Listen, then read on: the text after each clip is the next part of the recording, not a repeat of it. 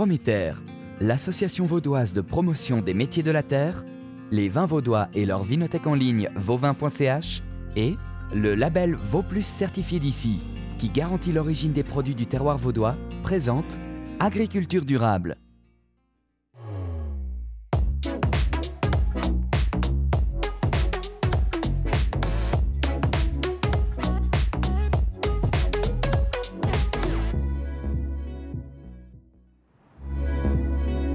Bonjour à toutes et tous et bienvenue dans ce nouveau numéro d'Agriculture durable, l'émission qui se penche sur les enjeux de l'agriculture du 21e siècle. Aujourd'hui, nous allons parler des PER, les prestations écologiques requises, un système indispensable pour que les agricultrices et agriculteurs suisses puissent bénéficier de paiements directs. Ce sera notre dossier du mois. Ensuite, on passera de la fourchette à la fourche et on suivra le parcours du rampon. Dans le fact-checking, on va s'intéresser à l'évolution des subventions agricoles allouées par la Confédération. Et finalement, dans notre rendez-vous agricole du mois, direction la Suisse alémanique, où nous irons retrouver Emma à la ferme. Voilà donc pour notre sommaire. Il est temps maintenant d'aller à la rencontre de nos invités.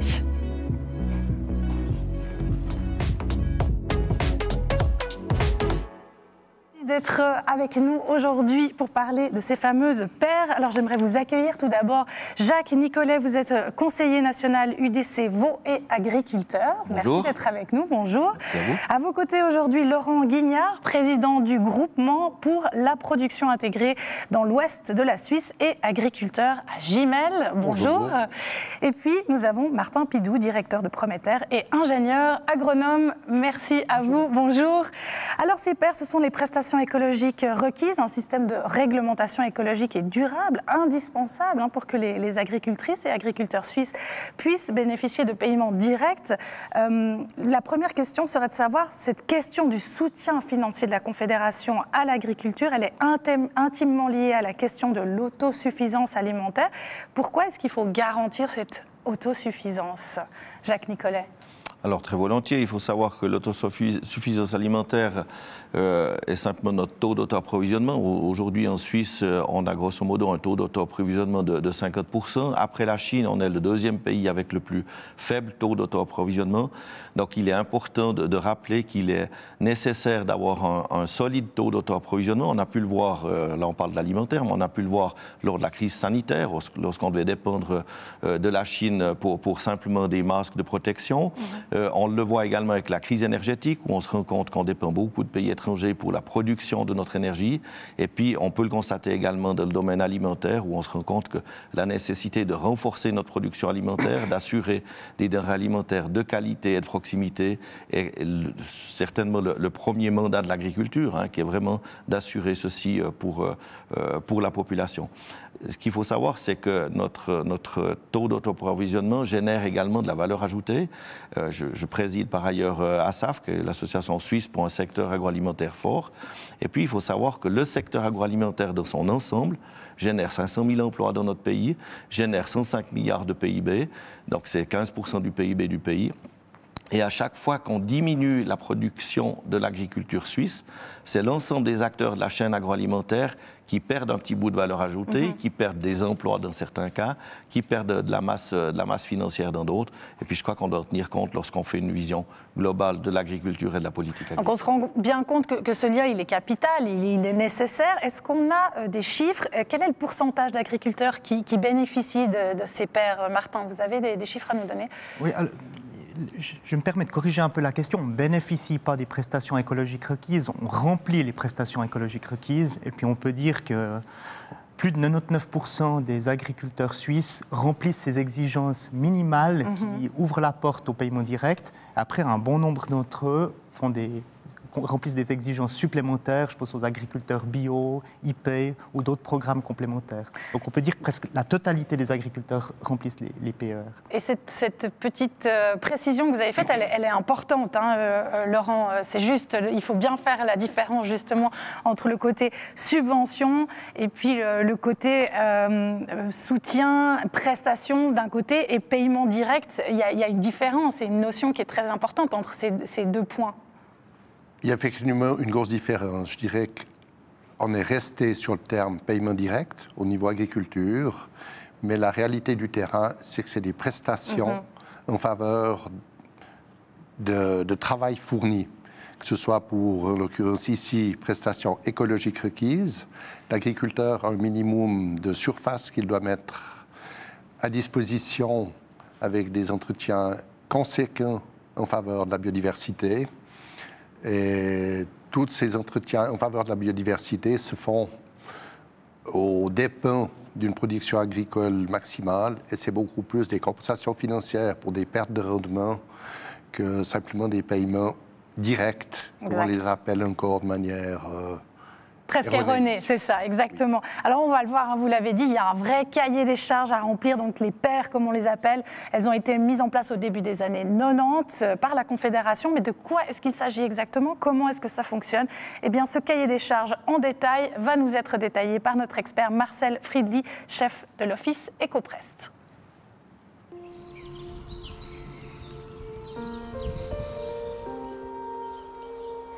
Alors les paires, c'est une longue histoire, effectivement, puisque ça a commencé au début des années 90, 93 exactement, que les paires sont devenus le passage obligé pour la plupart des agriculteurs. La Confédération a dû changer de système, ce qui était auparavant avait conduit à des surproductions, avec aussi des prix qui devenaient toujours plus importants.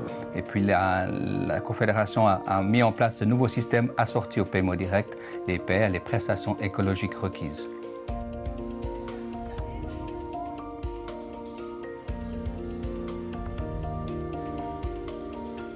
Les règles paires, c'est un cahier des charges de 5 chapitres en quelque sorte, 5 plus 1, parce qu'en fait, à la base, il y a la protection des animaux qui est un prérequis que tous les éleveurs doivent respecter, la loi sur la protection des animaux. Et ensuite, il y a 5 chapitres différents. Le premier, chronologiquement, c'est en fait l'automne, quand on prépare les semis, qu'est-ce qu'on va mettre où? C'est là seulement, il faut régler quelles sont les parcelles qui reçoivent quelle culture, le blé, le colza, et bien ensuite plus tard viendra au printemps le maïs. Et bien toute cette rotation, elles doivent être faites de façon équilibrée, de façon intelligente pour lutter contre les ravageurs, contre les maladies. La deuxième règle, c'est la couverture du sol. L'automne, on ne laisse pas des sols nus pour éviter la perte d'éléments nutritifs, pour éviter l'érosion.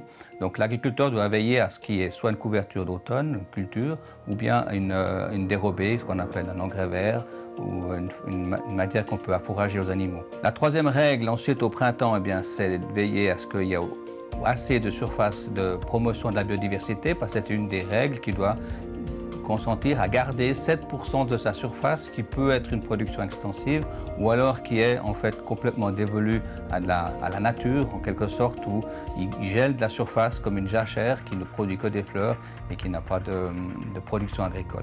En parallèle, ces cultures, il doit les soigner. Donc ça, il y a un chapitre de la protection des plantes. Il doit veiller à utiliser des bons produits homologués pour, à la bonne escient, à la bonne date et puis au bon dosage, qui en fait c'est un métier très spécifique de pouvoir soigner ces cultures pour qu'elles produisent une récolte qui l'attend. Et puis la cinquième et dernière règle, eh bien, elle concerne la fumure, les engrais. Il doit veiller à mettre assez, juste ce qu'il faut, pas trop, pour éviter d'avoir en fait des pertes d'engrais dans la nature qui sont forcément pas souhaitées pour son porte-monnaie, pour la nature.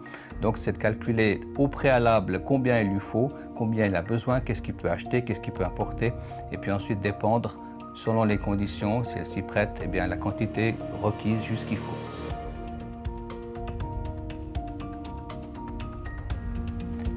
L'ensemble de ces règles, c'est un tout ou c'est rien. Donc l'exploitant doit satisfaire à toutes les règles pour obtenir les paiements directs. On les appelle les PER, les prestations écologiques requises pour l'obtention des paiements directs. Et qui dit règle dit contrôle forcément pour que le système soit crédible. Et les contrôles sont assurés sur toute la Suisse par des professionnels qui sont des agriculteurs. Ils connaissent eux-mêmes en fait les enjeux, les exigences, les contraintes. Ils savent exactement de quoi il en retourne. Et puis c'est quelqu'un qui est formé et puis qui est aussi surveillé. Le système demande aussi que les organismes de contrôle soient accrédités, ce qui garantit l'indépendance par rapport à du copinage, par rapport à ce qu'on pourrait en fait voir comme une faiblesse du système. Je pense que si le système est en place encore aujourd'hui, après 33 ans, eh c'est la preuve qu'il est durable et puis qu'il est en fait le reflet de bonnes pratiques agricoles.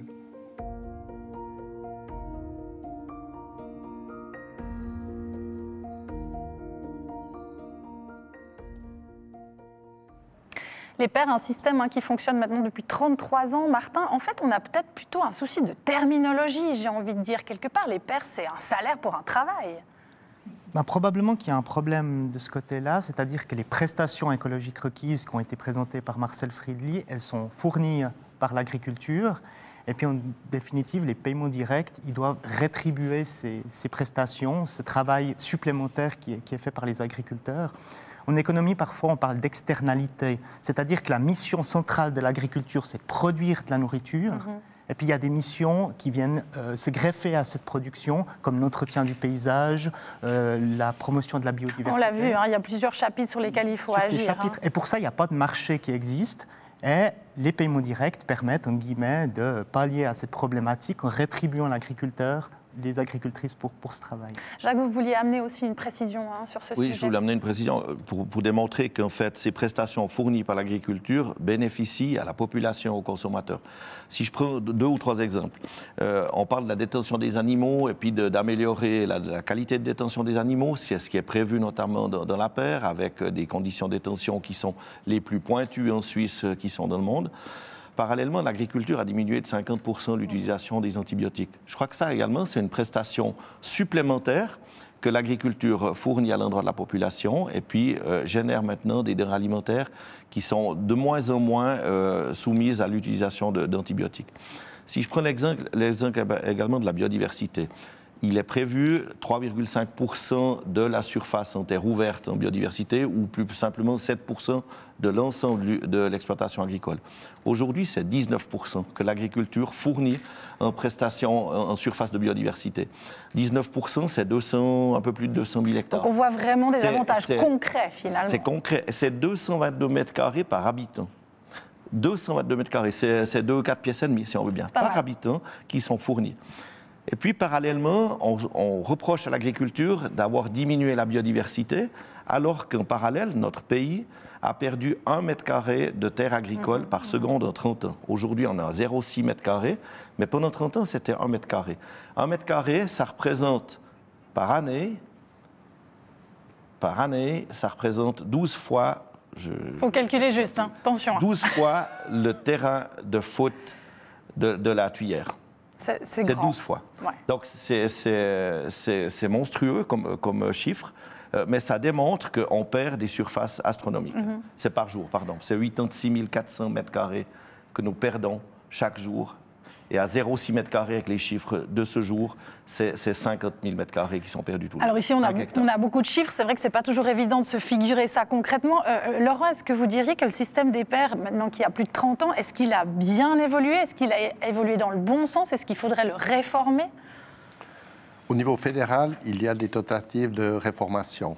Ce système des pairs, finalement, peut être aussi un peu de la faute des agriculteurs qui, comme tout le monde, joue avec les limites, a dû mettre beaucoup d'alinéas supplémentaires et beaucoup de milieux ont cherché à obtenir des petits plus en passant par ces pairs. Et maintenant, au niveau fédéral, on a passé de vouloir simplifier à vouloir optimiser. Maintenant, le terme officiel, c'est vraiment d'essayer de décomplexifier. Chaque agriculteur est censé connaître les pairs sur le bout des doigts. Et s'il téléphone dans un bureau pour avoir un renseignement, il faut au minimum 3 personnes pour être capable de répondre à toutes les questions. Ouais, c'est pas simple. C'est un peu la quadrature du cercle pour l'exploitant qui, lui, n'est pas dans un bureau tout le jour. Il y a une certaine lourdeur, on en parlera d'ailleurs un petit peu plus tard. Martin, vous vouliez réagir? Oui, je voulais peut-être réagir en disant que ce qui est parfois un petit peu difficile pour l'agriculture, c'est que les prestations écologiques requises, elles sont faites, on l'a entendu, par la totalité des agriculteurs, et puis c'est un peu perçu comme le standard. Mais ce standard, en fait, il est très élevé en comparaison internationale, et puis ce qui est parfois un petit peu délicat, c'est qu'on a de la difficulté dans l'agriculture à communiquer autour de ces pairs qui sont des réelles prestations, on l'a vu, alors que la population ne se rend pas compte. Elle a le sentiment que c'est, en guillemets, normal ou conventionnel, alors qu'il y a déjà des exigences qui vont largement au-delà de ce qui se fait ailleurs qu'en Suisse. Alors, ce que je vous propose, c'est qu'on aille voir sur le terrain, concrètement, comment ça se passe. On va prendre le cas de 2 agriculteurs, un agriculteur bio et un viticulteur. Quelles ont été les méthodes mises en place sur ces 2 exploitations pour obtenir les pairs? Exemple concret.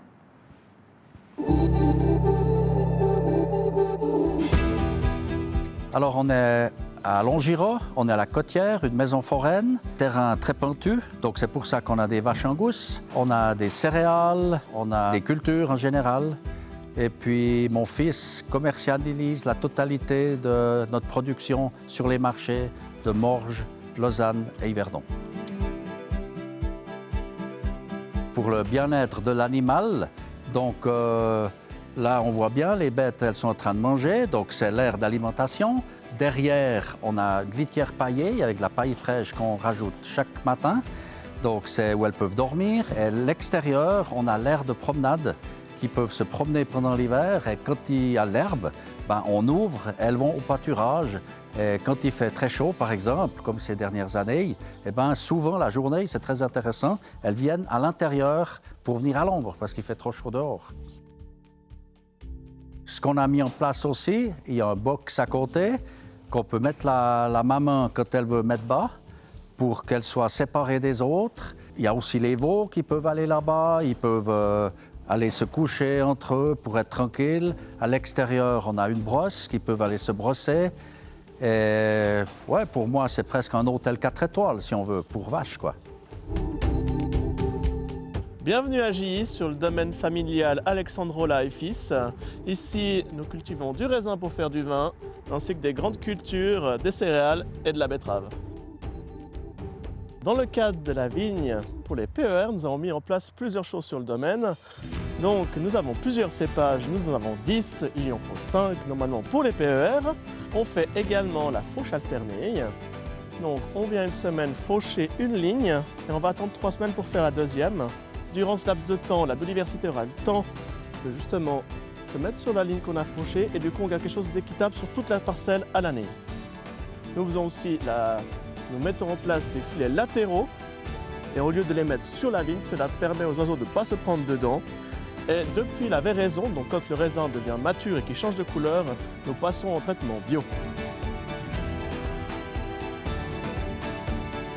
Pour les grandes cultures, nous avons des prairies extensives fleuries qui permettent aux insectes pollinisateurs de venir s'y nourrir et nous attendons le 15 juin pour venir y faucher. Nous avons aussi l'extenso, ça veut dire que nous n'allons pas venir traiter ni avec les insecticides ni fongicides.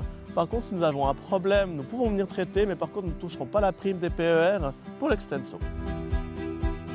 Pour toucher les PER, eh ben, on est soumis à des contrôles. Par exemple, pour le bétail, eh ben, le gars, il téléphone 10 minutes avant, est-ce que tu es à la maison?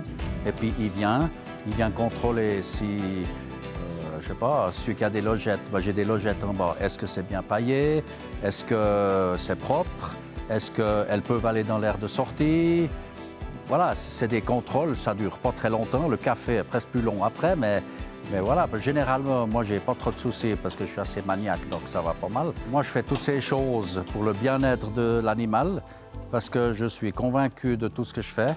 Et c'est pour cette raison que j'ai passé mon exploitation bio parce que, voilà, je vois les choses un peu différemment. Les bêtes, eh ben, on les force pas avec du soya, avec des choses. Elles mangent que de l'herbe, que ce qui pousse dans notre exploitation. Et voilà, c'est nos convictions, quoi. Les PER sont une prestation que nous faisons pour la biodiversité, pour l'État ainsi que tous ses habitants. Nous avons du plaisir à le faire, ça a du sens. Ça permet de protéger notre biodiversité et notre paysage en Suisse. La seule chose que nous on demande, c'est d'avoir moins de lourdeur administrative qui nous prend énormément de temps et surtout qu'il n'y ait pas un changement tous les 5 ans, toutes les années, il y a des changements, ça devient compliqué pour nous de gérer justement notre planification au niveau des PER. Alors on voit bien dans ce sujet que le travail des agriculteurs est motivé par des convictions. Comme le dit l'un d'eux, ça a du sens parce que ces prestations protègent la biodiversité, les paysages. Et pourtant, on le disait tout à l'heure, la lourdeur administrative liée au PER est aussi un problème pour les agriculteurs. Comment est-ce qu'il faut y remédier, Jacques, en tout cas d'un point de vue politique ? Alors, s'il y a l'aspect politique, puis il y a l'aspect plus général également de la profession et des interprofessions, je pense qu'aujourd'hui, on se rend compte qu'il y a certes les contrôles de l'APER, mais il y a également tous les contrôles supplémentaires liés à différents programmes, que ce soit il y a des programmes liés à la production laitière, à l'engraissement d'animaux, aux méthodes culturales choisies, pour ceux qui sont par exemple en production biologique. Et puis c'est vrai que ce cumul de contrôle, ce cumul d'administration génère jusqu'à 3000 points de contrôle par exploitation par année, si on prend toutes les petites croix qu'il faut remplir. Et puis là, on se rend compte que c'est vraiment beaucoup trop. On se rend compte qu'il y a des exploitations qui subissent 7 à 8 contrôles par année, parce qu'il y a le contrôle de ceci, le contrôle de cela. Donc, ce qu'il faudrait arriver, c'est vraiment grouper ces contrôles, peut-être partir sur un système différent qui serait sur un système d'authentification d'une exploitation qui a un contrôle une fois pour tout, et puis on est tranquille pendant 5 ans. S'il y a un dérapage sur un sujet ou un autre, ben, il y a un contrôle qui revient, mais que finalement que l'exploitation elle soit entre guillemets labellisée ou tout au moins estimée comme contrôlée, et puis tranquille 5 ans, parce qu'on a entendu dans le reportage, lorsqu'il y a des contrôleurs qui arrivent, alors on a de la chance, c'est souvent des agriculteurs qui ont un tout petit peu de bon sens également. Et qui ont une vision du métier. Et puis qui arrivent et disent, ouais, ben, tu ne peux pas me recevoir à cet instant parce que le paysan, il n'est pas posté devant sa ferme à attendre le contrôleur. On sait que l'agriculture sont des gens qui font régulièrement 70 à 80 heures par semaine, qui ont parfois des activités annexes, voire des mandats politiques également, où on ne peut pas être forcément toujours à l'affût du contrôleur quand il va arriver. Donc je crois qu'il faut aussi se rendre compte de ces réalités-là. On ne peut pas être sur un tablard en permanence pour attendre ces contrôles. Oui, Martin, vous voulez réagir? Oui, et puis ici, j'aimerais rebondir sur ce que dit M. Nicolet. Je pense que maintenant, on a une situation avec une liste de mesures que l'agriculteur doit remplir qui est interminable et puis qui évolue au fil des trains d'ordonnances qui viennent se... Donc il y a eu une complexification au cours des années. Par la force des choses, on a ajouté des couches, des nouvelles mesures en fonction aussi de l'évolution des exigences. Et puis en définitive, chaque fois, on enlève un peu de marge de manœuvre aux agriculteurs. Et ça, je trouve que c'est dommage et on devrait peut-être partir sur un système où on fixe des objectifs à atteindre avec des indicateurs bien précis.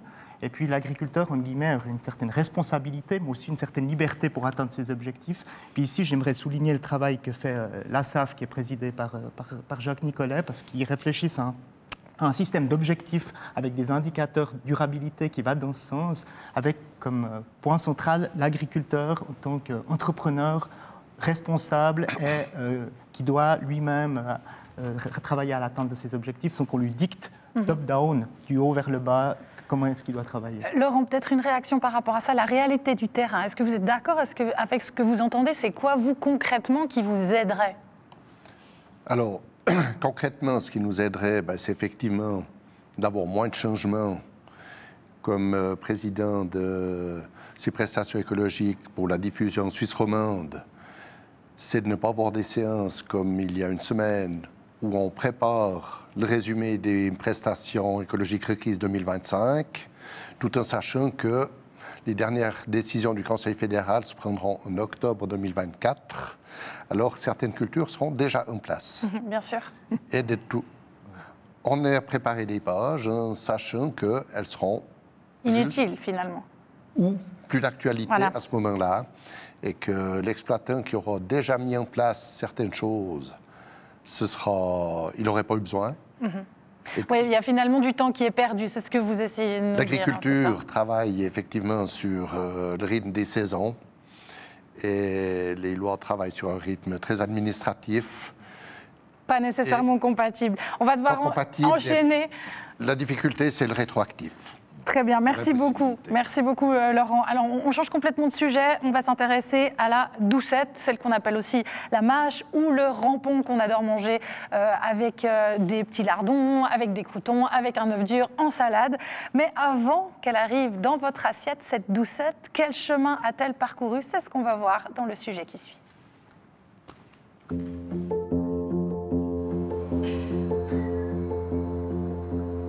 Moi, j'aime le rampon parce que c'est premièrement une salade d'hiver et il se marie parfaitement avec plein d'accompagnements comme l'œuf, les petits lardons, une petite vinaigrette, c'est juste délicieux.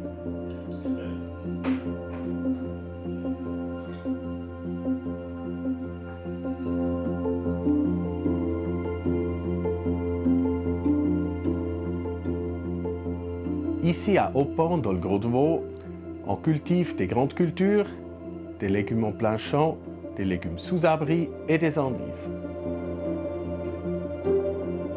Ce que beaucoup de gens ne savent pas, c'est que le rampant, il a plein d'autres noms, comme la doucette, la marche, c'est toujours la même salade. Et il fait partie de la famille des Valerianacées et il a donc un effet légèrement calmant.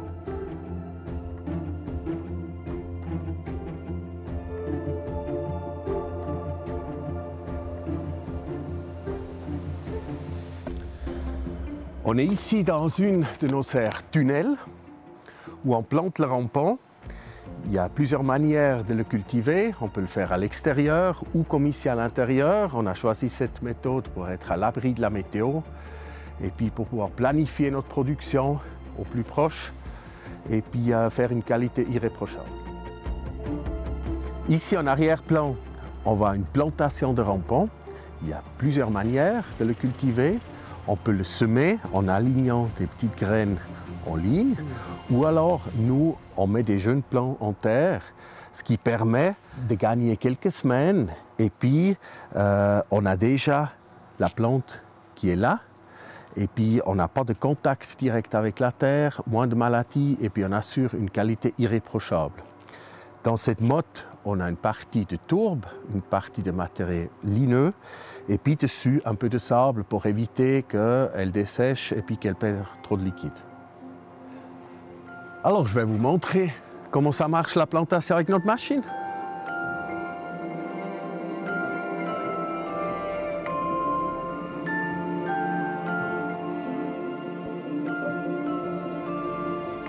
La plantation ici, ça se passe de manière suivante.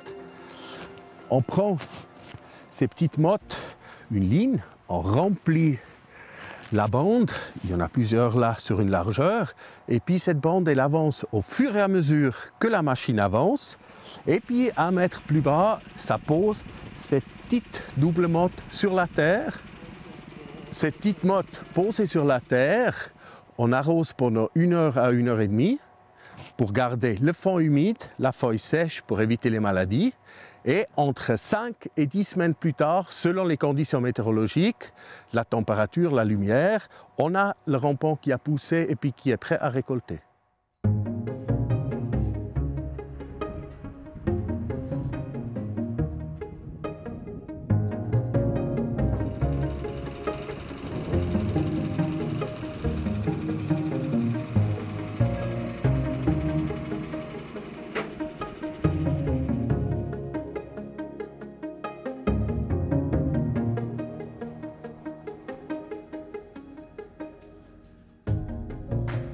Ici, notre rampant, il a poussé pendant à peu près 7 semaines. Il est arrivé à stade maturité.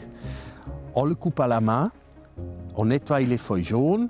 S'il y a des endroits moisis, on les enlève. Et ensuite, il finit dans la caisse. Dans une serre tunnel comme ici, on a à peu près 120 000 plants. On coupe idéalement quand on arrive à peu près à 1 kg au mètre carré pour la récolte.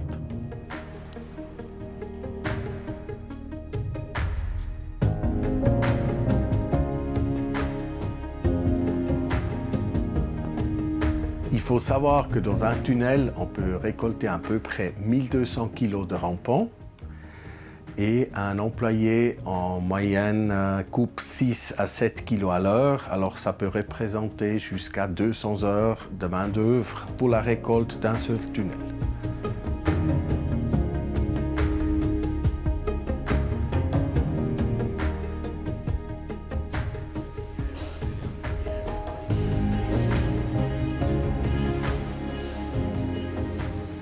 Après la récolte, le rampant il est d'abord lavé, c'est très important pour bien le nettoyer. Et ensuite, il passe en chambre froide pour être refroidi un maximum, ce qui aide à garder sa fraîcheur et sa qualité. Une fois qu'il sort de la chambre froide, il passe au conditionnement ou ensuite, il peut être emballé en sachet, en plateau d'1 kilo ou en plateau en vrac et il est livré dans tout le canton de Vaud et ailleurs en Suisse.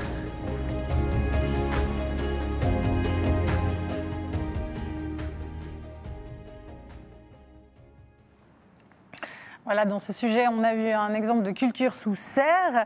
Est-ce que ce genre de culture, malgré tout, Laurent, est impacté par la météo? Est-ce qu'il y a quand même un lien? Alors, il y aura forcément un lien lié à la température externe.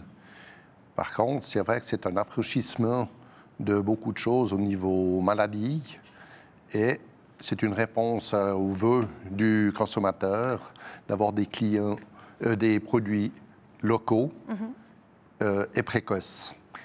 Est-ce qu'on peut dire que c'est dicté par le calendrier commercial, du coup? Le calendrier commercial, c'est d'être toujours le plus tôt possible, par le fait que d'être le premier, c'est un peu plus cher à la vente ou plus rentable.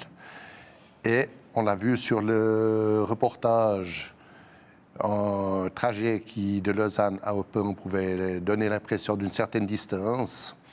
Mais si on prend ce même trajet sur une carte de l'Europe ou du monde, on a vraiment l'impression de travailler dans un confetti et d'avoir des produits locaux et sains et produits avec de la main-d'œuvre de chez nous.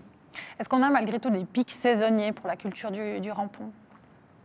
Alors, comme toutes les cultures, il y a des périodes pour le rampon, l'automne un peu et le printemps surtout, qui sont aussi les périodes où les gens ont envie de manger ça. Et quelle que soit la culture, les gens ont envie de manger depuis un mois avant que ce soit la période juste, jusqu'à Mais ça, c'est une problématique. la période juste où elle devrait être produite. Puis si on est 10 jours après la période, ces produits sont déjà en action par le fait qu'ils ont envie de passer aux fraises. Voilà, oui. Plutôt qu'au rampon. Les fraises, elles arrivent déjà en mars en général. Qui seront déjà aussi un mois plus vite que ce qu'elles devraient. On est d'accord. Donc, en tout cas, il y a des différences de manière de cultiver, mais aussi des différences de coûts. On imagine, Martin, est-ce qu'on arrive à valoriser ces différences de coûts sur les marchés si on imagine qu'on cultive sous serre ou qu'on cultive plein champ? Bon, je pense que c'est une bonne question. Puis ici, c'est surtout lié, à mon avis, à la charge en travail importante pour la culture du rampon. Les chiffres, ils ont été présentés dans le reportage.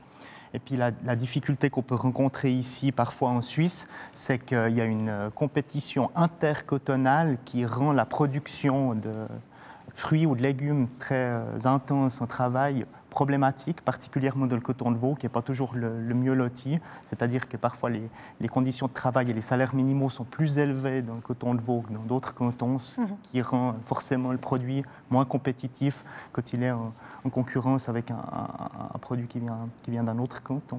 Donc ça, c'est une difficulté qu'on peut rencontrer, à laquelle on doit veiller. Jacques, une réaction rapide à ce que vous venez d'entendre? Très volontiers. Alors, il est vrai qu'on a souvent un préjugé avec la culture sous serre. En l'occurrence, je connais pas mal d'agriculteurs et de maraîchers qui travaillent sous cette forme-là. Ce qu'il faut savoir, c'est que c'est de l'homéopathie, ce qui se passe dans ces serres. L'eau est distribuée par pipette. De par les serres, la culture est protégée des intempéries. Donc, en termes de gaspillage alimentaire, on est vraiment dans un top next plus ultra, je dirais. Et puis, surtout, l'intervention phytosanitaire. Il n'y a quasi pas d'intervention phytosanitaire.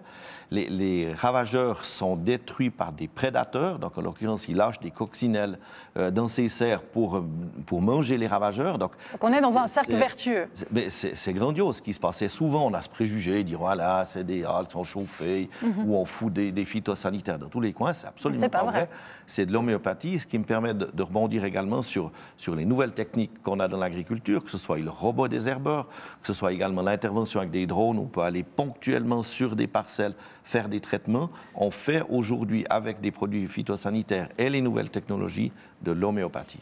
On aime ça, l'homéopathie. Alors maintenant, on va démêler le vrai du faux. C'est ce que je vous propose. Quelle est l'évolution réelle des subventions agricoles que la Confédération alloue à l'agriculture? C'est la question qui agite les esprits dans notre rubrique Fact-Checking. Les subventions distribuées selon le principe de l'arrosoir sont une réalité dans le secteur agricole depuis longtemps. Telle est la conclusion de l'article rédigé par Patrick Dumler, responsable de recherche Suisse ouverte, sur le blog d'Avenir Suisse. Ces propos oublient que les paiements directs rémunèrent des prestations fixées par la Confédération que l'agriculture doit remplir pour y avoir droit. C'est par exemple le cas des paysans qui entretiennent les alpages. Une mission qui coûterait infiniment plus cher si on devait se résoudre à la confier à des salariés de collectivités publiques ou à des entités privées. Dans son article, Patrick Dumler prétend également que les exploitations, moins nombreuses que par le passé, toucheraient individuellement plus d'argent en profitant de subventions qui continuent de couler à flot. C'est une affirmation inexacte quand on sait que l'enveloppe agricole n'a pas évolué en l'espace de 30 ans. Si l'on tient compte de l'inflation, la baisse de valeur réelle de cette enveloppe s'élève donc à 30%. Dans les faits, le constat que l'on peut tirer, c'est que les agriculteurs ont été sans cesse appelés à fournir de nouvelles prestations pour des subventions qui ont perdu 30% de leur valeur en autant d'années. On vient à ce que vous disiez tout à l'heure, Jacques, par rapport à ces subventions, le terrain qui se réduit et malgré tout, continuer à avoir des chiffres qui restent hauts. Je vais me tourner vers vous, Martin. Donc, Avenir Suisse porte ici, qui est porte-voix des milieux de l'économie et que l'on dit proche, normalement, de l'agriculture, lance ce qu'on pourrait appeler une attaque frontale contre les agriculteurs. Est-ce que ça vous inquiète? Et est-ce qu'on peut dire que l'alliance entre agriculture et économie serait en péril? Non, à mon avis, ce que dit Avenir Suisse n'engage qu'Avenir Suisse. C'est un think tank libertarien assez extrémiste de ses approches. Et puis, à mon avis, ça ne reflète pas la majorité de la perception de l'agriculture des milieux économiques avec lesquels on a par ailleurs une entente qui est plutôt bonne et constructive. Donc, je ne suis pas inquiet par rapport à ça. On l'a vu dans le cadre des discussions aujourd'hui, la Suisse investit de l'argent public dans l'agriculture avec des prestations à la clé, et c'est de l'argent qui est bien investi. En définitive, avec relativement peu d'argent public, on a une production de nourriture saine et durable, un entretien des paysages, la promotion de la biodiversité, le bien-être animal qui est garanti. Donc c'est de l'argent qui est bien investi. Jacques. Oui, alors pour poursuivre également sur la liste que vient d'évoquer Martin, Avenir Suisse porte des attaques très régulièrement sur l'agriculture. Ça, c'est pas un scoop, c'est pas nouveau, mais ils ont une vision qui est vraiment étriquée, parce qu'effectivement, l'agriculture produit également, par exemple, avec le fumier, le purin de nos animaux, on fait tourner des biogaz, on a des photovoltaïques sur nos fermes, on produit également aujourd'hui énormément de kilowatts. Avenir Suisse, ils n'en produisent pas un. On produit des hectares de biodiversité, je l'évoquais tout à l'heure, 200 000 hectares de biodiversité. Avenir Suisse n'en produisent pas un. L'agriculture suisse participe activement à l'entretien du paysage qui permet d'avoir une Suisse belle, une Suisse touristique, où l'économie de notre pays en bénéficie. Avenir Suisse n'en produit pas un mètre carré également. Donc je pense qu'il ferait bien d'ouvrir un tout petit peu leur visière, puis de voir l'impact global des contributions qui sont versées à l'agriculture et puis le bien fondé de ces contributions, puisque ça génère comme plus-value en général pour l'ensemble de notre pays. Alors peut-être une dernière question à vous, Laurent. Pourquoi, à votre avis, rapidement, on attaque régulièrement l'agriculture pour ses subventions alors que plein d'autres milieux finalement touchent des subventions sans que personne ne s'en émeuve? Je pense à la culture, je pense au social, je pense à la médecine, à l'énergie. Selon vous? Alors, je pense que l'agriculture, c'est un peu facile de dire qu'on est un bouc émissaire facile, mais l'agriculture est un domaine où tout le monde a un avis, tout le monde a l'impression d'avoir des compétences pour aller encore de temps en temps, même si ça diminue en visite chez les grands-parents, à la campagne. Et l'agriculture est un milieu qui est actuellement géré beaucoup par des initiatives et par des débats publics. Et inévitablement, qui dit débat public dit cible plus facile à atteindre par des arguments divers. Et c'est aussi une façon de cacher certaines réalités d'autres milieux par rapport à la protection de l'environnement et à la biodiversité. Merci beaucoup, messieurs. Malheureusement, on doit déjà conclure. Je sais que vous vouliez encore réagir, Martin, mais on ne va pas pouvoir le faire. On arrive à la fin de cette émission. Je vous remercie d'être venu partager vos points de vue. Merci à vous qui nous avez suivis aujourd'hui. Alors, le mois prochain, nous prendrons un petit peu d'altitude puisque nous allons parler des alpages, de la flore unique qu'ils abritent et de leur intérêt écosystémique. Mais avant de se quitter, je vous l'avais dit en début d'émission, en route pour Zollikofen les 13 et 14 avril prochains à la Haute École des sciences agronomiques, forestières et alimentaires qui organise un grand événement familial intitulé Emma à la ferme. Merci de nous avoir suivis et à très bientôt. Au revoir. Merci. Merci. Merci. Les 13 et 14 avril prochains, la Haute École des sciences agronomiques, forestières et alimentaires de Zollikofen organise un grand événement familial intitulé Emma à la ferme, ou en allemand Emma auf Hoftour. Sur le campus et dans 3 fermes environnantes, les futurs agronomes partagent leur passion et proposent aux petits et grands un aperçu ludique et riche en expériences de l'agriculture. Des bus navettes et même un petit train vous emmènent d'un site à l'autre pour des activités pédagogiques gratuites en intérieur ou en extérieur. Rendez-vous les 13 et 14 avril prochains à Zollikofen.